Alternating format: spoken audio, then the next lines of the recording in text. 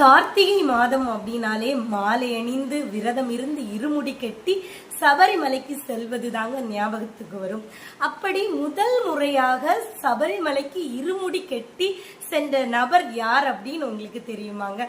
அதை தான் இந்த பதிவுல பார்க்க போறோம். கார்த்திகை மாதம் மாலை அணிந்து நேர்த்தியாகவே விரதம் இருந்து முதலாம் மன்னனுக்கு வளர்ப்பு மகனான மணிகண்டன் என்ற திருநாமத்துடன் வளர்ந்து வந்தார் ஐயப்பன். குறிப்பிட்ட காலத்திற்கு பிறகு தந்தையை பிரிந்து தவம் செய்ய காட்டிற்கு செல்கிறார் ஐயப்பன். காட்டுக்குள் போனால் தன் மகனுக்கு பசிக்கும் அப்படின்னு உடனே சாப்பிட்றதுக்கான உணவை ஒரு பகுதியாகும், ரொம்ப நாள் வச்சு சாப்பிட மாதிரி நெய்யினால் செய்யப்பட்ட உணவினை மற்றொரு பகுதியாகவும் இரு முடிகளாக கட்டி கொடுக்கிறாரு பந்தளராஜா.